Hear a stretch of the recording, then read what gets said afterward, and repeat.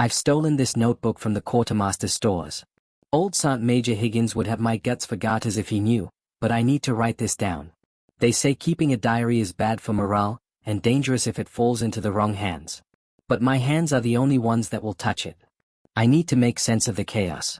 I need to remember that I'm still a person, Thomas Buckley from Didsbury, and not just a number on a rifle. We're in a field near a village called Maidstone.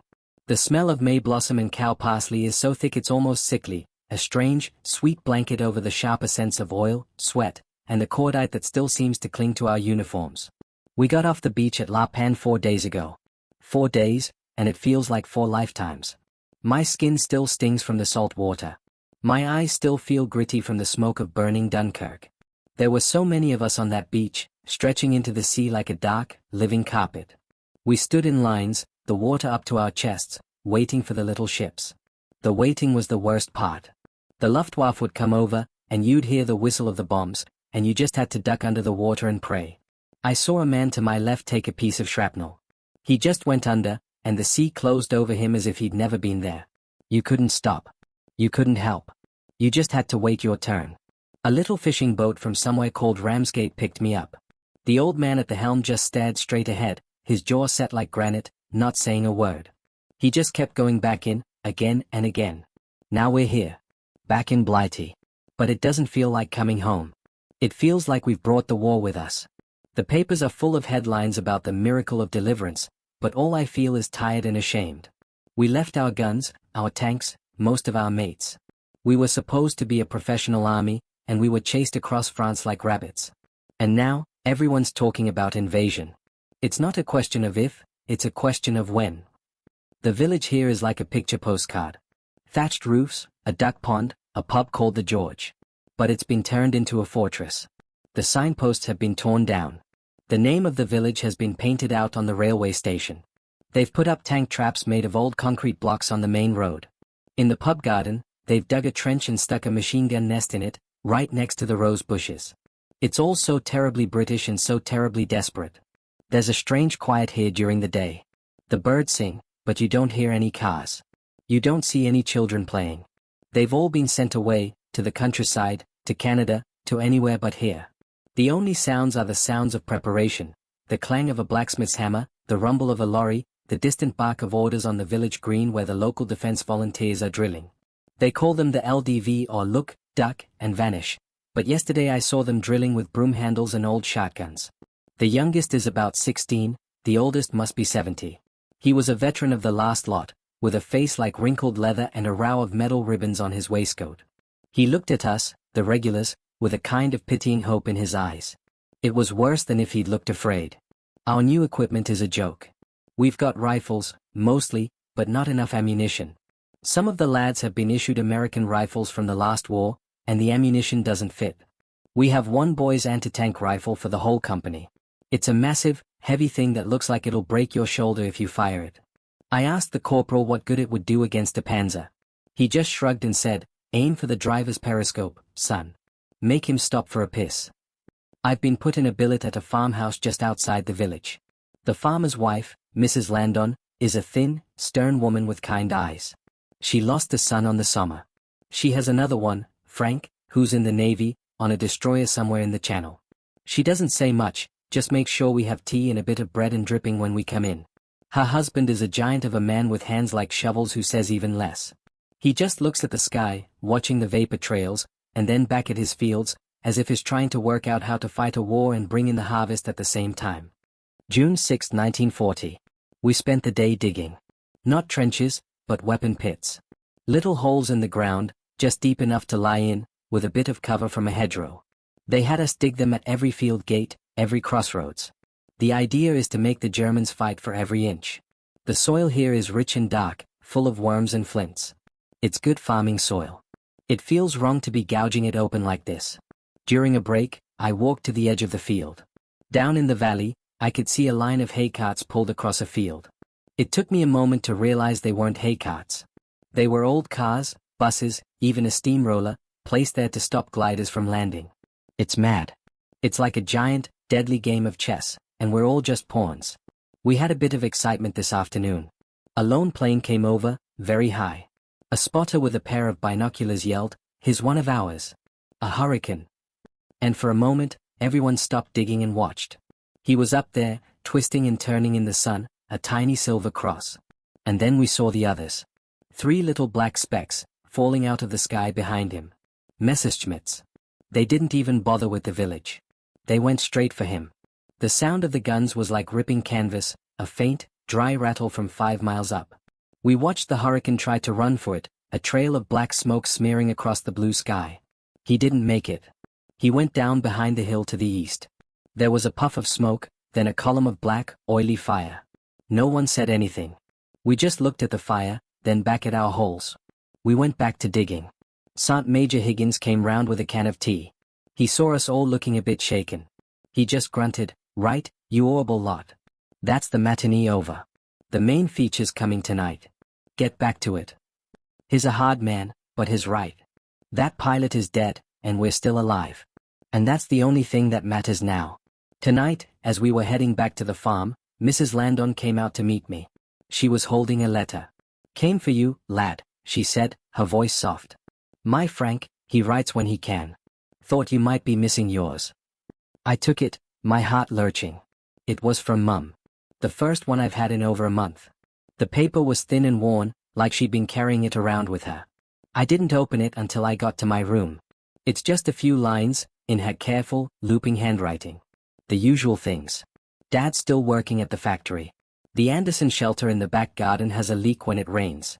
Mrs. Higgins next door has had her wireless confiscated because they say it could be used as a direction finder for German planes. She's knitted me a pair of socks, but she doesn't know where to send them. She says she hears the news, and she prays every night. Then, at the bottom, in smaller, shakier writing, she's added, "The garden looks lovely this year, Tom. The roses are out. I do wish you could see them. Please God, you'll be home before they're gone." I'm sitting here on a pile of sandbags in a borrowed room in a farmhouse in Kent, and I'm holding a letter about roses. And outside, the night is alive with the growl of aircraft engines, heading for London, for the coast, for anywhere but here. I can see the flicker of searchlights on the horizon, like pale fingers feeling for something in the dark. And I can hear the distant crump crump crump of bombs falling on some other town, some other family. This is England, 1940. We are alone. And I am more terrified than I ever was on that beach at Dunkirk. Because on that beach, all I had to do was survive. Now, I have to fight. And I have to fight for this. For the smell of May blossom. For a quiet word from a farmer's wife. For a letter about roses. For all of it. God help me, I hope I'm strong enough. June 10, 1940. It's funny how quickly a new kind of normal settles in. A week ago, I was wading through blood-streaked surf with the devil himself on my tail. Now, my life is governed by the rhythm of a pocket watch that belonged to a man named Corporal Evans, who is probably still in a German prison camp. The watch was a gift from his wife, he told me once, for their 10th anniversary. He made me take it before we got on the boat. "You'll need to know the time, Taff," he'd said, forcing it into my hand. "Can't be late for your own party, can you?" I wear it now, strapped to my left wrist. It feels like a talisman, a piece of someone else's luck. The days have settled into a grinding routine. Reveille at dawn, which here comes far too early, the sky bleeding pink and gold over the hop fields.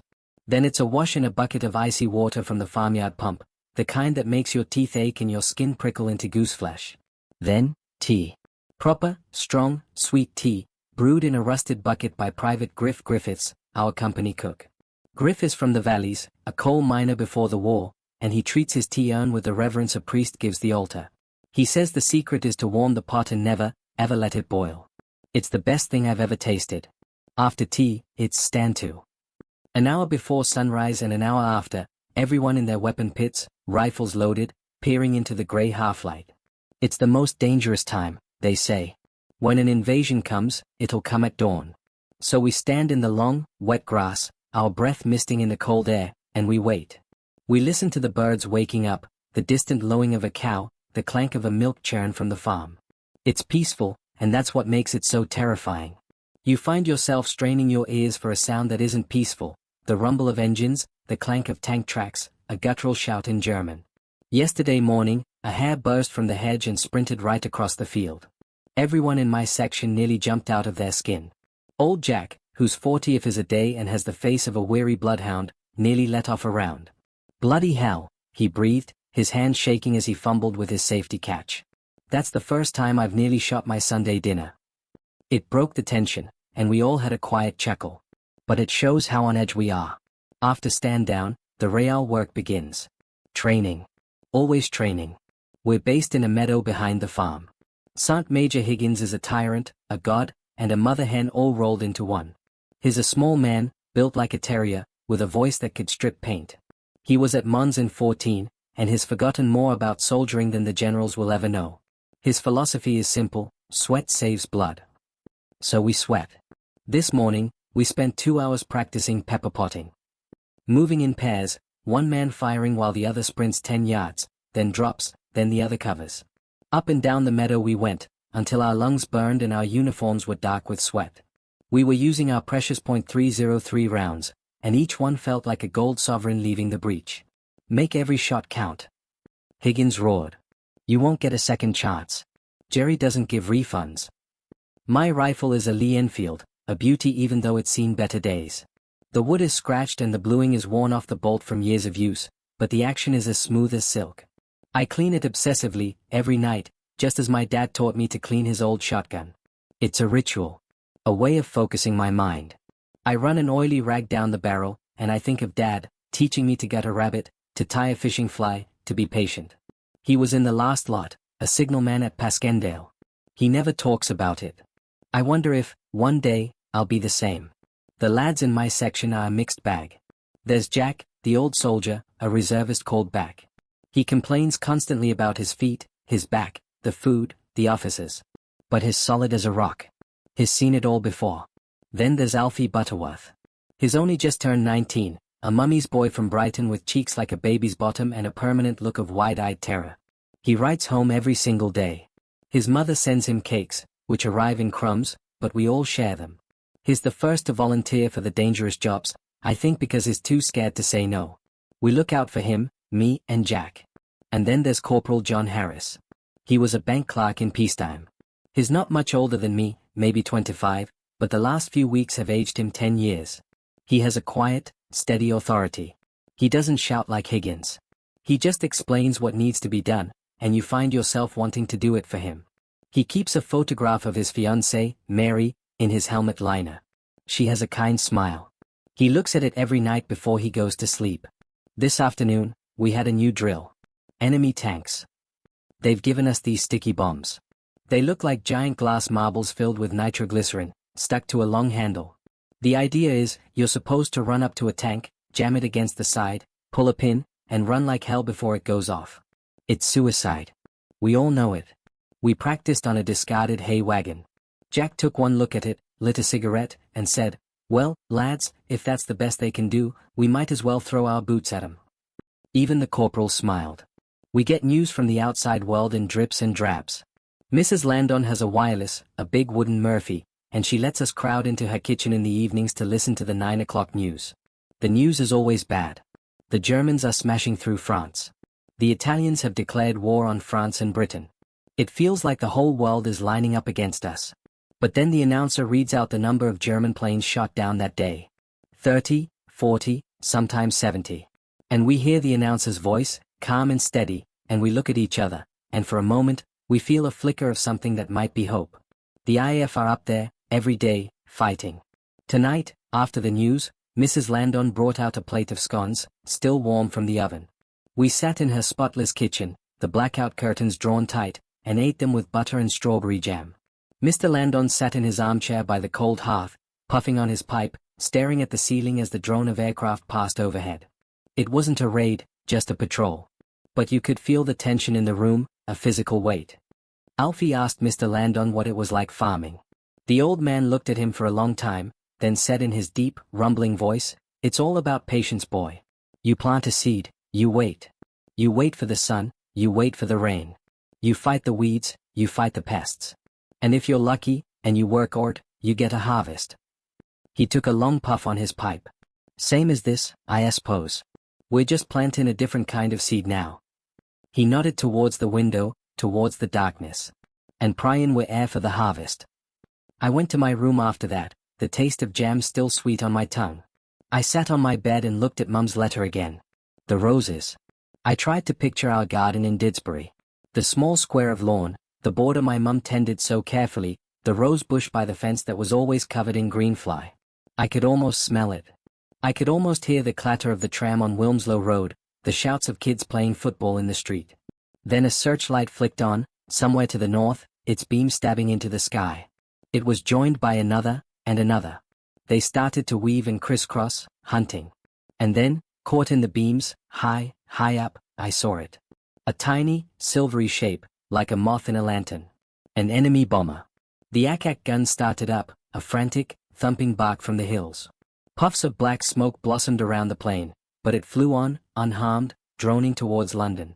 I watched until the searchlights lost it and the guns fell silent. The quiet rushed back in, deeper than before. The war is right there. In our fields, in our skies. It's not a headline in a paper anymore. It's the taste of IFT and Mrs. Landon's scones. It's the weight of Corporal Evans's watch on my wrist. It's the distant crump of bombs on a city full of people just like my mum and dad. Tomorrow, we'll be back in the meadow. We'll practice our drills, clean our rifles, and wait for the harvest. I just pray I'm strong enough to help bring it in. June 15, 1940. The waiting is over. It happened. And it was nothing like I imagined. It started as a beautiful day. One of those perfect English summer mornings where the sky is a deep, endless blue and the air smells of cut grass and honeysuckle. We were on a training march, a route march, Sergeant Major Higgins called it. 10 miles with full pack, to toughen us up. We were strung out along a narrow lane, high hedgerows on either side, the kind of lane that's been there since the Romans left. The sun was hot on our necks, and the only sounds were the crunch of our boots on the flinty road, the jingle of equipment, and Jack's constant, low-level grumbling about his blisters. I was towards the rear of the column, walking next to Alfie. He was sweating heavily, his face bright red under his helmet. He kept looking up at the sky, scanning, scanning. We all did it now. It was a nervous tick. You never just looked at the sky, you searched it. They're up there, Alfie said quietly, nodding towards a set of vapor trails, high and lazy, weaving intricate patterns in the blue. Our boys. I said. Let's hope they stay up there. We'd heard the news this morning. The Germans were in Paris. The city had fallen without a fight. It felt like a punch to the gut. Paris. Lights, laughter, freedom. Gone. And now it was just us. This little island, and this little lane, and this little column of tired, under-equipped men. We were passing a gap in the hedge, a farm track leading to a field of ripening wheat, when I heard it. A sound I groaned to hate. A deep, throbbing growl, different from the high-pitched whine of our fighters. It was a heavier, more menacing sound. The sound of a predator. Plane, someone shouted from up ahead. Jerry. Everyone froze. For a second, there was just the drone. Then it came over the hedge at the end of the lane, impossibly low. I saw it clearly. A Messerschmitt 110, a twin-engine fighter, its nose painted a dirty yellow. It was so close I could see the pilot's goggled face in the cockpit, the black crosses on its wings. It was like a monstrous, metal shark, flying down our lane. For one eternal moment, we all just stared at it. Then the world exploded. The noise was deafening. A tearing, hammering roar as its 4 machine guns and 2 cannons opened up. I saw the Derek Geezer up along the lane, racing towards us, stitching a line of death. I saw men in front of me just fall. Thrown sideways, their bodies jerking as the bullets ripped through them. Get down. Into the ditch. Corporal Harris was screaming, his voice barely audible over the din. I grabbed Alfie by the strap of his webbing and yanked him with all my strength. We tumbled off the road and into the shallow, muddy ditch at the base of the hedge. I landed hard, the breath knocked out of me, a tangle of arms and legs with Alfie on top. Water, cold and foul, soaked through my uniform. The plane was past, the sound of its engines fading, but the damage was done. The silence that followed was worse than the noise. It was filled with new sounds. The moaning. The cries for help. The frantic, panicked shouts. Stretcher bearer. Stretcher bearer. I lifted my head. The lane was a scene from a nightmare. Men were scattered everywhere, lying in the unnatural stillness of the dead or the thrashing agony of the wounded. Our neat column was gone, replaced by chaos. A rifle, its stock shattered, lay in the middle of the road. A helmet rolled slowly to a stop. And the dust and the smell, the sharp, coppery smell of blood mixed with the scent of cut grass. Corporal Harris was already on his feet, his face pale but his voice steady. "Buckley. Butterworth. With me. See to the wounded. Everyone else, keep your heads down. He might come back." He did. We heard the engines circling, the pilot coming around for another pass. But this time, we were ready.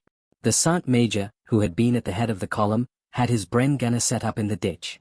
As the 110 came roaring back down the lane, the Bren opened up, a steady, defiant rattle. I saw tracer rounds arching towards the plane.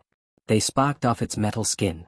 The German pilot pulled up sharply, his strafing run ruined, and disappeared over the hedge, a thin trail of smoke behind him. But the damage was done. We had 5 dead. 8 wounded. One of them was Jack. I found him lying against the hedge, his bloodhound face even more lined with pain. He'd been hit in the leg. His trousers were soaked red, and a piece of shrapnel had torn a nasty gash in his arm. He was trying to light a cigarette, his hands shaking so badly he couldn't get the match to the tip. "Here, Jack," I said, my voice sounding strange and distant to my own ears. I took the match, lit it, and cupped my hands around his to help him light the cigarette. He took a long, deep drag, then coughed, a wet, rattling sound. "Thanks, Taff," he whispered. "Bloody typical. Survive the last lot, get shot by a bloody flying cowboy on a Sunday morning." He looked down at his leg. "Is it bad?" A medical orderly pushed me aside, his face grim as he started cutting away Jack's trousers with a pair of scissors. "You'll live, Grandpa," he said, but his eyes told a different story. I left them to it. I had to find Alfie. I found him still in the ditch, sitting exactly where we'd landed, his back against the muddy bank, his eyes wide and staring. He was covered in mud and water, and he was shaking, a fine, uncontrollable tremble that ran through his whole body. "Alfie," I said, crouching down beside him. "Alfie, it's over. He's gone." He didn't respond. He just stared straight ahead. I followed his gaze. He was looking at the body of a man lying face down in the lane, just a few yards from where we'd been standing. It was Private Davies, from Swansea. He joined the same day I did. He used to sing Welsh hymns in his bunk at night, softly, so the sergeant major wouldn't hear. He wasn't singing now. A pool of dark blood was spreading slowly from under him, soaking into the flints and the dust. I put my hand on Alfie's shoulder. "Come on, mate. Let's get you out of here." He finally looked at me. There were no tears, just a hollow, bottomless emptiness in his eyes. "Tom," he whispered. "Tom, I wet myself. When the shooting started. I couldn't help it." I squeezed his shoulder. "So did I, Alfie," I lied. "So did half the lads. It doesn't matter. Come on." We spent the rest of the day helping to carry the wounded to a farm cart that served as an ambulance. We helped the burial party gather the dead, covering them with ground sheets, tying on their identity discs. We did it all in a daze, a kind of shocked silence. The perfect summer day now felt like a cruel joke. The sun was still warm, the birds were still singing, but the lane was stained with blood. That evening, we didn't gather in Mrs. Landon's kitchen for the news. We sat in our billets, in our barn, in silence. Jack was gone, taken to a hospital somewhere. The section felt smaller, emptier. 5 men who had been laughing and grumbling at breakfast were gone forever. Corporal Harris came in. He looked older, the lines on his face deeper. He held a small, mud-smeared object in his hand. He walked over to Alfie, who was sitting on a pile of straw, still staring at nothing. "This is yours, Butterworth," he said quietly, handing it to him. It was his mother's latest letter, the one that had arrived yesterday. It must have fallen from his pocket in the ditch. Alfie took it, turning it over in his hands, staring at the familiar handwriting. A single tear finally escaped and traced a clean line through the grime on his cheek. The corporal then turned to the rest of us.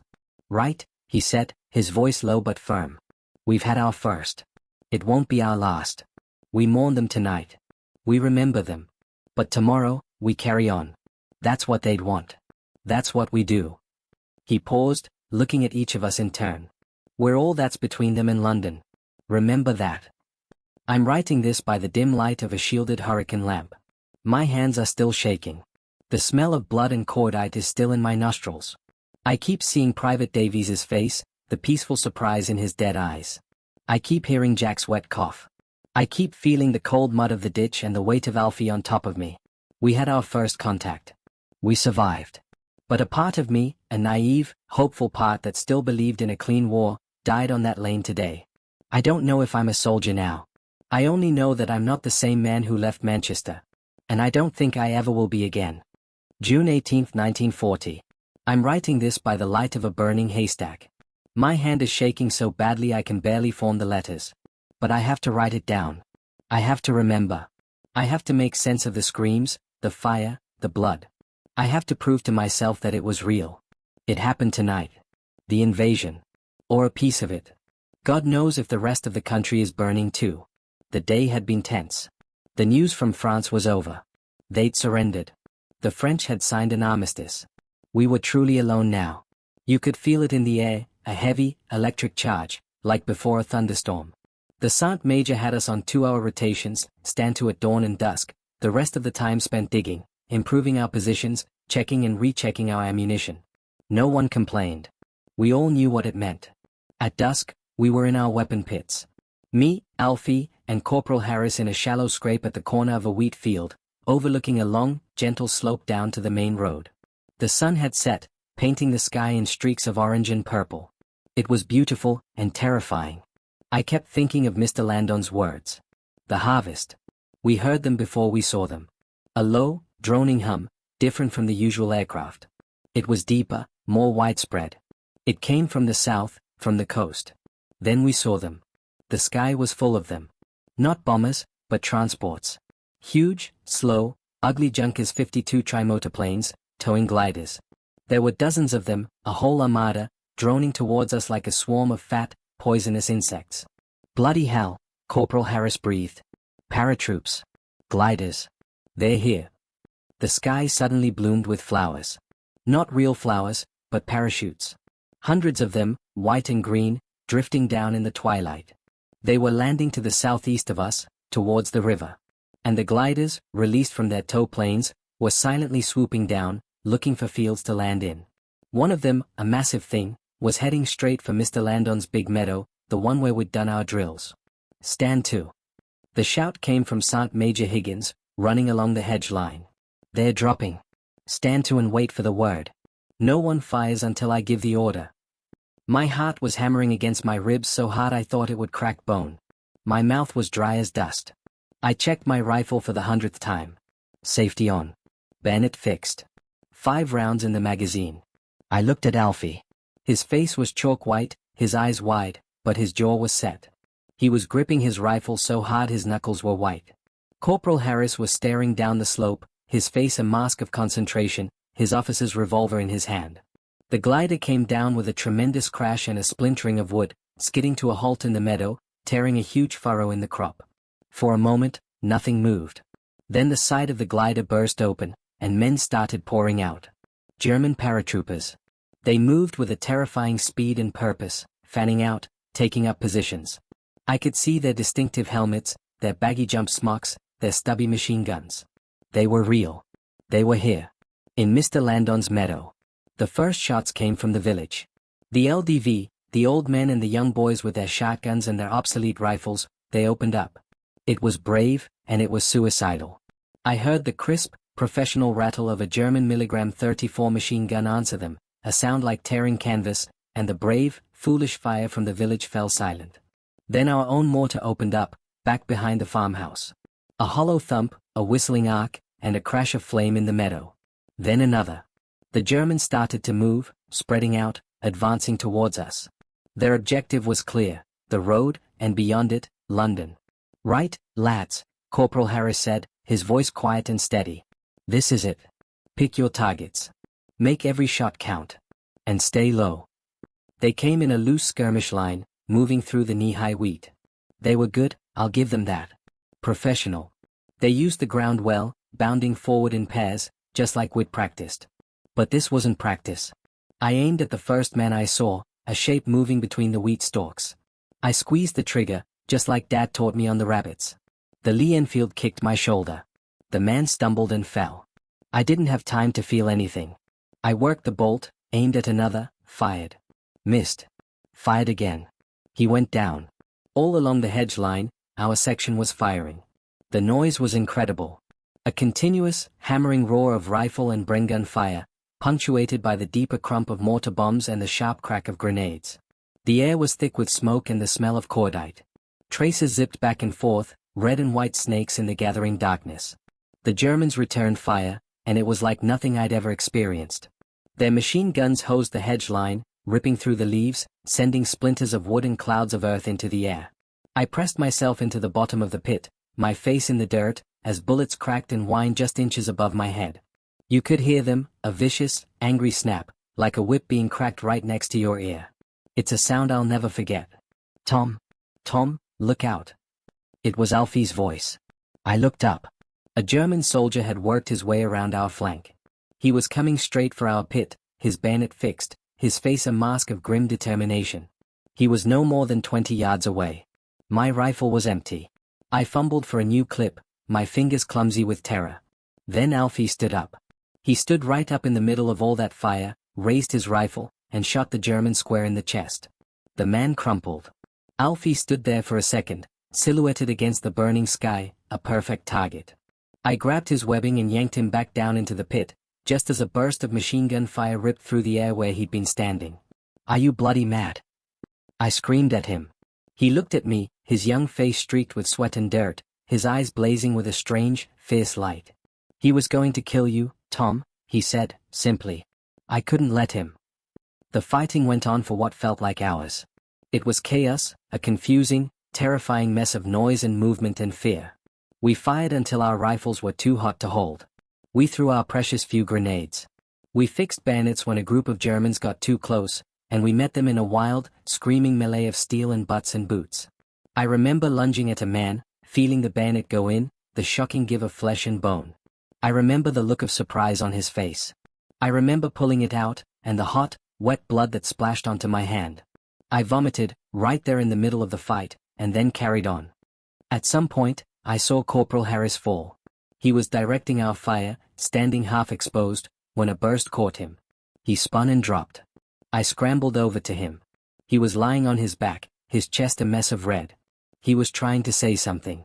I put my ear close to his mouth. Mary, he whispered. Tell Mary. Then his eyes went blank, and he was gone. I knelt there for a moment, holding his hand, the hand of a bank clerk who had become a hero. Then I picked up his revolver and started firing again. There was no time for grief. No time for anything but survival. Then, a new sound. A roar of engines, but different from the German planes. Lower, angrier. The growl of Rolls-Royce Merlins. And suddenly, the sky was full of hurricanes. They swooped down on the remaining German transports, guns blazing. I saw one Junkers explode in a ball of fire, its burning wreckage tumbling to earth.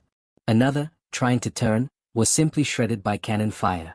And then, from the road, a new sound. The clank and rumble of tracks. British tracks. A column of armored vehicles, Bren carriers and light tanks, was racing up from the direction of the village. They crashed through the hedge and into the meadow, their machine guns chattering, scattering the remaining Germans. The fight went out of them then. We saw them raising their hands, throwing down their weapons. The terrifying, professional soldiers were suddenly just tired, scared men, like us. It was over. The silence that followed was the loudest thing I've ever heard. It pressed in on my ears, a physical weight. I stood up, my legs shaking. The meadow was a scene of utter devastation. The wheat was flattened and churned to mud. Bodies lay everywhere, gray-green and khaki, sprawled in the grotesque postures of violent death. The burning haystack I'm using for light cast flickering, dancing shadows over everything. The air stank of smoke, cordite, blood, and something else, something sweet and sickly that I tried not to identify. I found Alfie. He was sitting on the edge of our pit, staring at his hands. They were covered in blood. His own? A German's? I don't think he knew. I sat down next to him. We didn't speak. There was nothing to say. Mr. Landon appeared out of the darkness. He was carrying his old shotgun, its barrel still smoking. He looked at the meadow, at the destruction of his crop, at the bodies. His face was unreadable. He looked at me, then at Alfie. "Tea's on," he said, his voice a low rumble. "Mrs. Landon's got the kettle on. You lads come in when you're ready." He turned and walked back towards the farmhouse, stepping over the bodies of friend and foe alike, a giant, unshakable ghost in his own ruined land. I looked at the corporal's body, lying where he fell. I remembered his quiet voice, his steady authority, his photograph of Mary. I took his identity disc and his little photograph, now smeared with his own blood. I'll write to her. Somehow. I'll try to tell her that he was brave, that he died leading us, that he was thinking of her at the end. But how do you put that into words? How do you tell a woman that the man she loved died in a ditch in Kent, his chest torn open, whispering her name? Sergeant Major Higgins came by. He had a cut on his face and his uniform was torn, but he was still on his feet. He looked at our pit, at me and Alfie. He nodded, once. A small, almost imperceptible gesture of respect. Then he moved on, organizing the walking wounded, counting the cost. The harvest has been gathered. The price has been paid. We held the line. But as I sit here, shaking, watching the flames consume the last of the haystack, I can't feel like a victor. I just feel empty. And I keep seeing the face of the man I killed, the surprise in his eyes, the way he fell. I wonder if he had a mother, a sweetheart, a garden with roses. I wonder if he's the first of many. I pray to God he's the last. But I know, in the cold, hollow place that has opened up inside me, that he won't be. This is just the beginning. June 22, 1940. 4 days. Has it only been 4 days since the meadow burned? It feels like a lifetime. The world has shrunk to the size of this barn, to the faces of the men who are left, to the slow, mechanical rhythm of survival. Eat, sleep, stand to, clean your rifle, try not to think. We've been pulled back from the forward positions, rotated to a reserve battalion billeted in a larger village a few miles north. They say it's to rest and refit. But there's no rest. Not really. Your body might be still, but your mind keeps replaying the reel. The glider's coming down. The rattle of the milligram 34. The corporal's last breath. The face of the man I killed. Over and over again, a private film show that starts the moment you close your eyes. The barn we're in now is bigger than the one at the Landon's farm.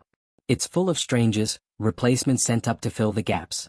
They look at us, the survivors, with a mixture of awe and fear, as if we carry some contagious disease. Maybe we do. Maybe it's cold knowing. They are still clean, their uniforms new, their eyes bright with that naive confidence we had. Was it only a month ago? They ask questions. What was it like? How many did you get? We don't answer. We can't. How do you describe hell to someone who's only ever seen pictures? Jack came back yesterday. He hobbled into the barn on a pair of crutches, his leg heavily bandaged, his arm in a sling. He looked older, if that's possible, but his eyes were the same. Tired, knowing, but with a flicker of the old grumble still alive. Bloody NHS, he announced to no one in particular, lowering himself onto a bale of straw with a groan. Food's terrible. Nurses are too pretty for their own good. Kept trying to make me wash. He lit a cigarette with his one good hand, took a long drag, and looked around at us.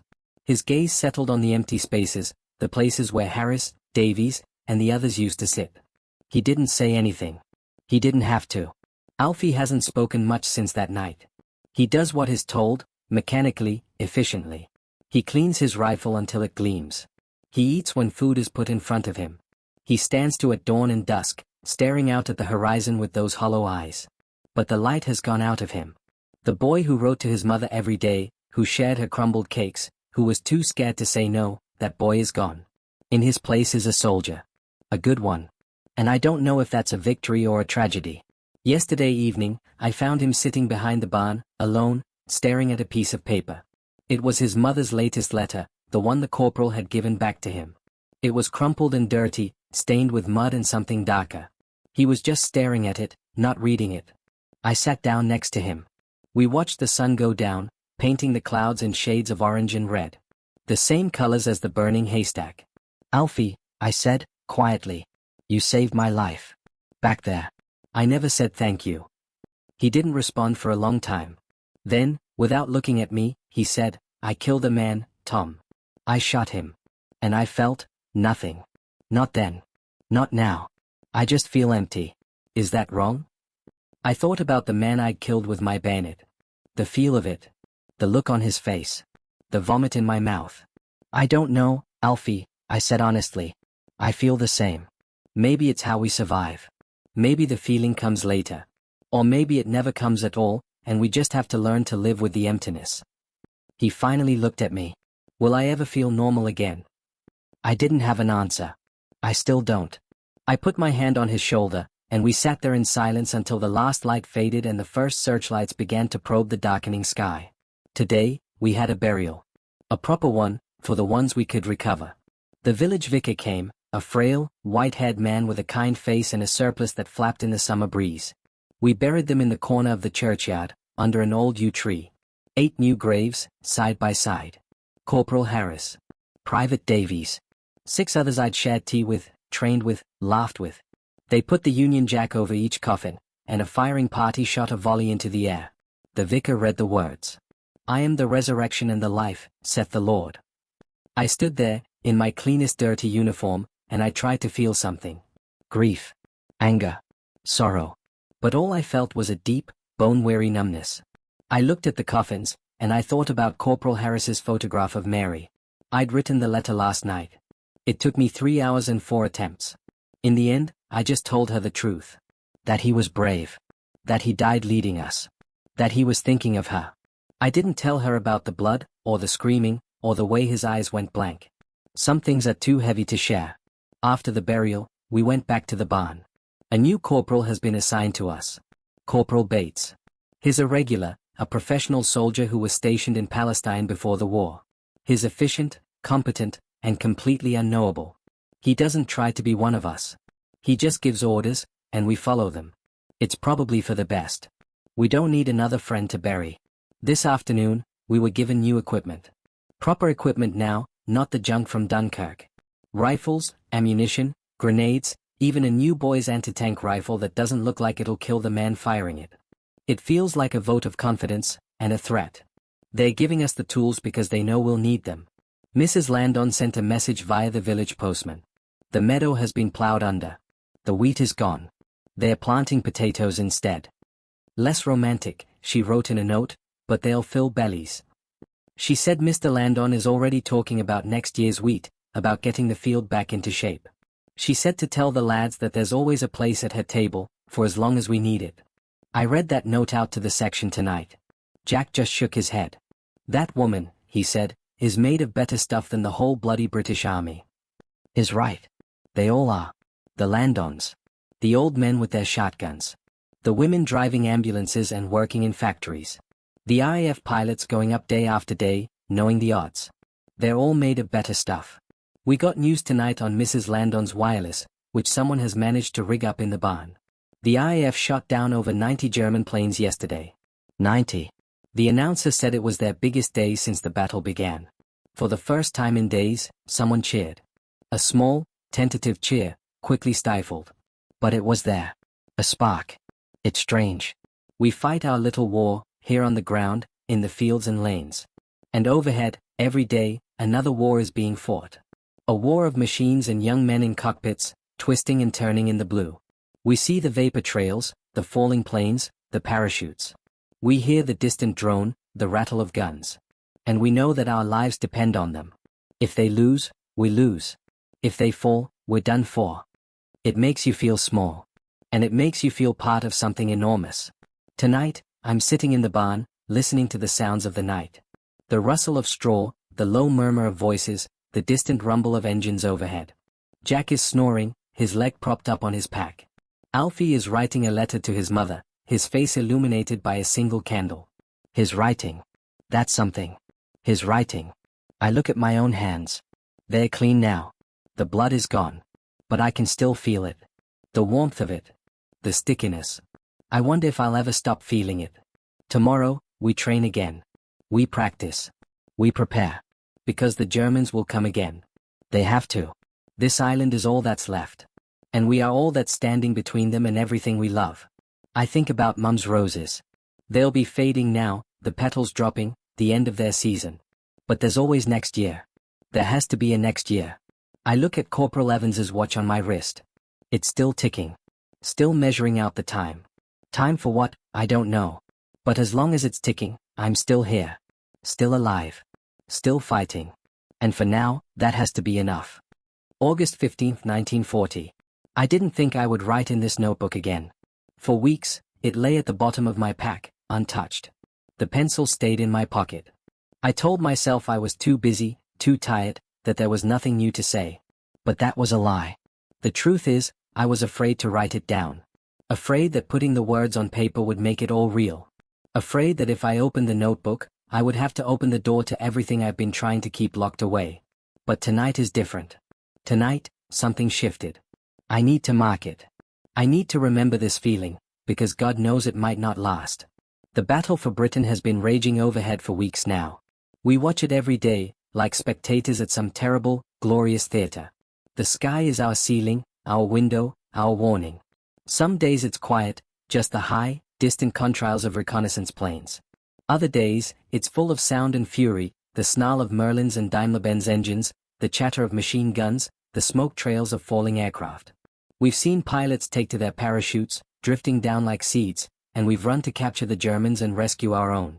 We've seen planes explode in midair, a brief, terrible flower of fire. We've seen them fall into the sea, into the fields, into the villages. And we've cheered and wept in equal measure. The invasion barges are still sitting in the French ports. The reconnaissance flights still come over. The bombs still fall on London, on Coventry, on Liverpool. But the fear, that cold, gnawing terror that lived in my gut every moment of June and July, it's changed. It's still there, but it's different. It's been tempered by something I never expected to feel again. Hope. Today was the day. The 15th of August. The Germans threw everything they had at us. Hundreds of planes. Waves and waves of bombers and fighters, coming over in a great, roaring tide. We stood in a field near the barn, the whole section, and we watched. It was like the sky was boiling. For over an hour, the battle raged above us. We saw German planes fall out of the sky like autumn leaves. We saw Hurricanes and Spitfires dive through the formations, their guns blazing, breaking up the attacks again and again. And when it was over, the news came through. The RAF had shot down over 70 German planes. 70. Our losses were less than half that. For the first time, it felt like the pendulum had swung. Like the invincible German war machine had finally met something it couldn't crush. Old Jack, standing next to me, his legs still stiff but healing, took off his helmet and spat on the ground. "That's put the wind up 'em," he said, with a grim, satisfied smile. "They thought it would be easy. They thought we'd roll over like the French. They forgot. They forgot who they're dealing with." He's right. They forgot. They forgot about the old men with shotguns. They forgot about Mrs. Landon and her scones. They forgot about the RAF pilots going up 3, 4, 5 times a day. They forgot about us, the men in the ditches, with our old rifles and our sticky bombs and our stubborn, bloody-minded refusal to give up. I thought about Corporal Harris today. And Private Davies. And all the others who won't see this day. I wondered if they knew, somehow. If they could see us now, standing in a field, watching the sky, and feeling, for the first time, that we might actually win. Alfie was standing next to me. He's different now. We all are. The boy who wet himself in a ditch is gone.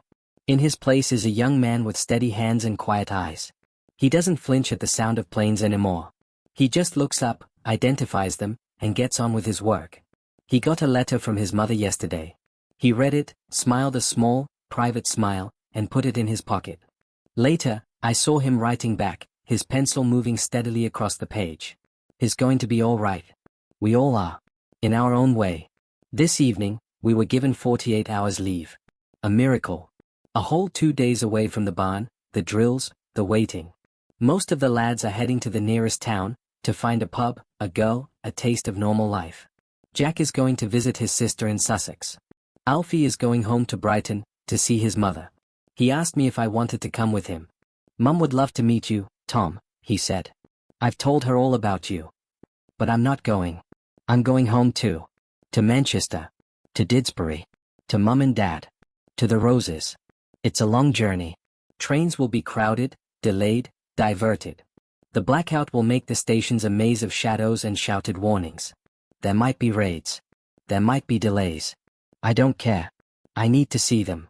I need to sit in our small back garden, with the Anderson shelter squatting where the vegetable patch used to be, and I need to look at the roses. I need to smell them. I need to remind myself what I'm fighting for. I packed my kit tonight.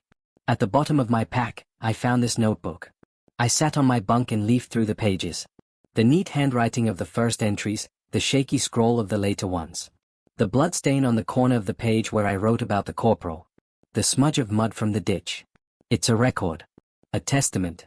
A piece of me. I don't know if I'll write in it again. I don't know what comes next. The Germans might try again.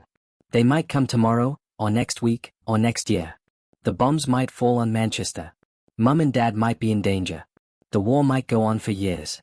But tonight, for this one moment, I feel something I thought I'd lost forever. I feel human. I look at Corporal Evans's watch. It's still ticking. Still measuring out the seconds, the minutes, the hours of this strange, terrible, precious life. I think about him sometimes, wherever he is. I hope he's alive. I hope someone gave him a watch, a talisman, a piece of luck to carry him through. Tomorrow, I'll get on a train. I'll go home. I'll see my mother's face. I'll shake my father's hand. I'll stand in the garden and look at the roses. And for a little while, I'll pretend that the world is normal. That the war is a distant nightmare. That I'm just Thomas Buckley from Didsbury, and not Private Buckley, survivor of Dunkirk, defender of Kent, killer of men. But I know the truth. I'll always know it. The war is in me now. It's part of my bones, my blood, my dreams. I'll carry it with me forever. But maybe, just maybe, I can also carry the roses. The memory of them. The promise of them. The hope that next summer, and the summer after that, they'll still be there, blooming in the garden, waiting for me to come home. The harvest is gathered. The line was held. And I am still here.